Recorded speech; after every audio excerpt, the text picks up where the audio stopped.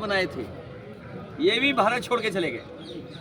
एक आखिरी सवाल और है। बीजेपी वाले बताएं कि लेटरल एंट्री वाले भारत छोड़ कितने भागे। भैया संभल में मुस्लिम महिला को ट्रेन में जाने से रोका जा रहा है। ये बीजेपी की ट्रिक होती है, स्ट्रेट ये इसकी रणनीति है, इधर रणनीति में फंसिए।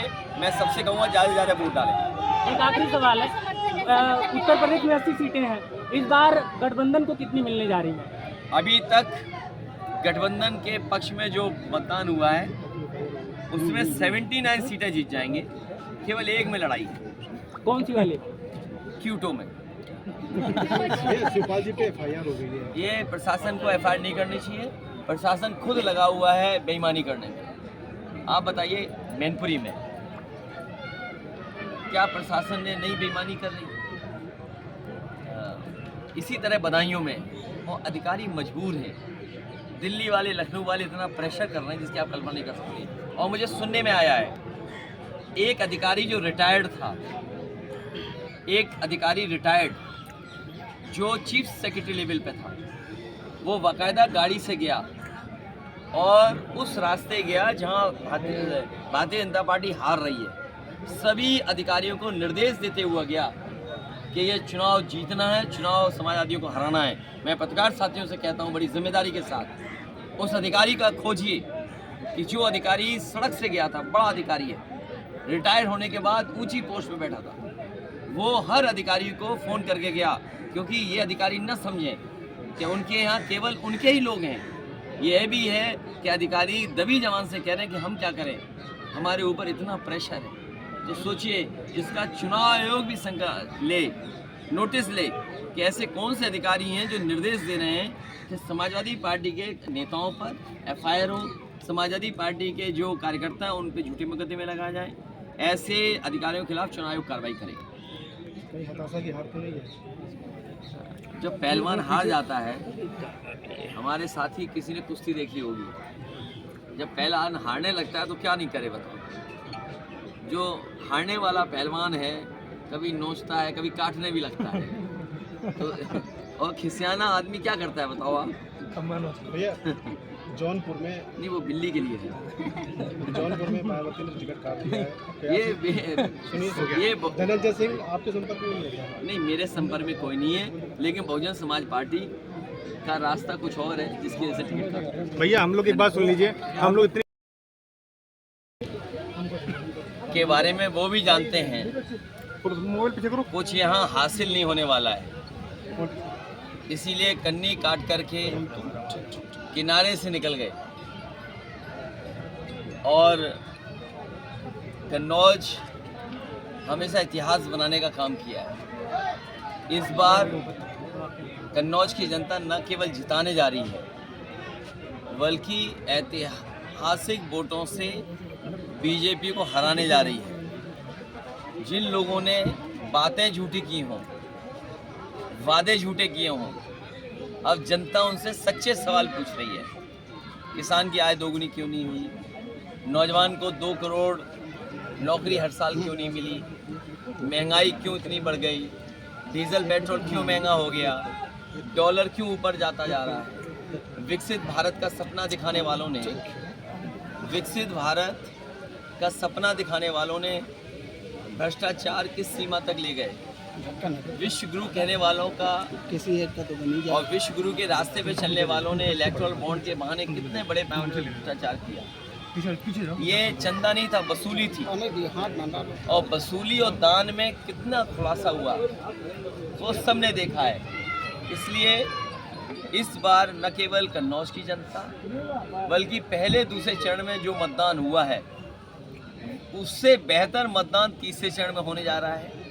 जनता ने भारतीय जनता पार्टी की सरकार को पलट दिया। कन्नौज और तीसरे चरण के लोग और चौथे चरण के लोग भारतीय जनता पार्टी का सफाया करते हैं। अखिलेश जी, चूंकि एक पोस्टर भाजपा का जारी हुआ था जिसमें उन्होंने कहा कि 84 करोड़ परिवारजनों को उन्होंने मुफ्त राशन दिया। भारत की संख्या 150, मतलब अगर मोटा बहुत ज़्यादा अगर कह लिया जाए तो 150 करोड़ है। तो क्या भारत में हर एक परिवार में सिर्फ 1.9 लोग ही हैं? देखिए, ये जो इनका गणित है, भारतीय जनता पार्टी का इस बार सब गणित फेल है। जो लोग मन मर्जी करते थे उन्हें 140 करोड़ लोगों की बात करनी पड़ेगी। मन की बात नहीं चलेगी, संविधान की बात चलेगी। बाबा साहब भीमराव अम्बेडकर जी का जो संविधान है उसको बचाने का चुनाव है। ये चुनाव ऐसा है जैसा कभी समुद्र मंथन हुआ था, इस बार ये संविधान मंथन होने जा रहा है। एक तरफ वो लोग हैं जो संविधान की रक्षा करना चाहते हैं, दूसरी तरफ वो लोग हैं जो संविधान के भक्षक हैं। इसलिए भारतीय जनता पार्टी का सफाया होना निश्चित है। मैनपुरी में कल भैया जिस तरह से मूर्ति के ऊपर पानी डाला गया है, महाराणा प्रताप मूर्ति को लेकर जो विवाद चल रहा है, बहुत बात साफ है। समाजवादी लोगों ने महाराणा प्रताप जयंती के लिए छुट्टी दी। महाराणा प्रताप जी का सम्मान, महाराणा प्रताप जी का जो शौर्य रहा, उनका योगदान रहा, उनका साहस, उसके प्रति सब लोग उनके अच्छी भावना से देखते हैं। लेकिन भारतीय जनता पार्टी के लोग हर चीज़ में राजनीति ढूंढते हैं। अभी कुछ दिन पहले मैनपुरी में सड़कों पे न केवल मैनपुरी के बुलडोजर मंगाए गए थे, बल्कि आसपास के जिलों के बुलडोजर मंगाए गए थे और पूरे 1-2 जिले की पुलिस लग गई थी। आखिरकार क्या कारण था? अगर चौराहे चौराहे पुलिस होती, आप बुलडोजर के लिए तो पुलिस ला रहे हो, बुलडोजर की सुरक्षा के लिए तो पुलिस ला रहे हो, लेकिन जहाँ पर उनको कोई लग रहा है कि कहीं उपद्रव हो सकता है, कोई प्रतिमा पे चढ़ सकता है, कई बार ना समझ लोग होते हैं, अगर प्रतिमा भी चढ़ के वो अपमान नहीं कर रहे हैं, उनका म्यूट करके वीडियो बीजेपी का कार्यालय, मुख्यमंत्री के कार्यालय ने पत्रकारों को भेजा। आप अपने व्हाट्सएप पे पता करवा लीजिए, आप लखनऊ वाले पत्रकार साथियों से पता करवाइए, क्या वहाँ पर बीजेपी ने जानबूझ करके नहीं साजिश की? और तब साजिश की कि जब उनका सफाया होना निश्चित है मैनपुरी में। और कोई कल्पना कर सकता है वीडियो क्या आया है? माँ बहन की गाली देना, उन पर कोई कार्रवाई नहीं। जो लोग नारे लगा रहे थे महाराणा प्रताप के खिलाफ, कोई नहीं बोल रहा था, और उन्हें आपने 7 अमेंडमेंट क्रिमिनल एक्ट में जेल भेज दिया। 100 अज्ञात नाम डाले हैं, और जिन्होंने माँ बहन की खुलेआम गाली दी और कहा हम बूथ लूट लेंगे। बूथ लूटने वालों की, माँ बहन गाली देने वालों का सम्मान भारतीय जनता पार्टी कर रही है। और ये पहली बार सम्मान नहीं भारतीय जनता पार्टी करती है, ये भारतीय जनता पार्टी की संस्कृति है कि जो दूसरों को अपमान करेंगे, जो दूसरों का धोखा देंगे, गला काटेंगे, या वो बलात्कारी होंगे, उनका सम्मान भारतीय जनता पार्टी करेगी। ये कोई नया नहीं हो रहा है। और प्रतिमा को धोना बीजेपी के वही लोग हैं जिनको न जाने क्या क्या करते हैं, इसलिए मुख्य मुद्दे से ध्यान हटाने के लिए किया है। एक बहुत बड़ा मुद्दा, चूंकि सोनम वांगचुक के ऊपर 3 इडियट मूवी बनी थी और कई दिनों से वो धरने पे बैठे हैं इस बात को लेके कि चीन के द्वारा अतिक्रमण किया जा रहा है। विपक्ष के तमाम बड़े नेता, मतलब कि ये आवाज़ सोनम वांगचुक की क्या वहीं पे धरी की धरी रह जाएगी या फिर उसको उठाया जाएगा विपक्ष के नेताओं द्वारा? सोनम वांगचुक और उनके तमाम साथी सहयोगी बहुत दिनों से संघर्ष कर रहे हैं, और जो घटनाएं चीन की सीमा पर भारत की भूमि पर हो रही हैं उसके बारे में जनता को, सरकार को इशारा कर रहे हैं, जागरूक कर रहे हैं। लेकिन कमाल की सरकार है जो सो रही है। सरकार को अपने भारत की सीमा की सुरक्षा को लेकर के कोई चिंता नहीं है, और अगर चिंता होती तो क्या रिजांगला का मेमोरियल तोड़ दिया जाता? क्या रिजांगला का मेमोरियल उन तमाम जवानों की याद में बना था जिन्होंने चीन से हमारी धरती को बचाया था, भारत माँ की ज़मीन बचाई थी?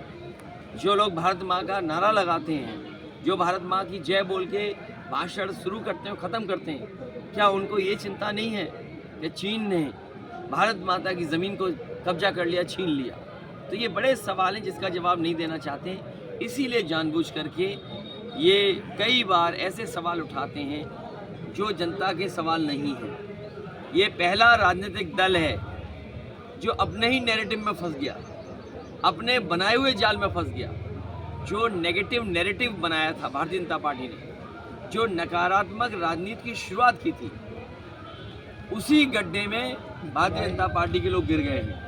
याद रखना, जो गड्ढे दूसरे के लिए खोदते हैं वो एक दिन अपने आप खुद गिरते हैं। बीजेपी का जो नेगेटिव नैरेटिव था आज वही उसको हरा रहा है।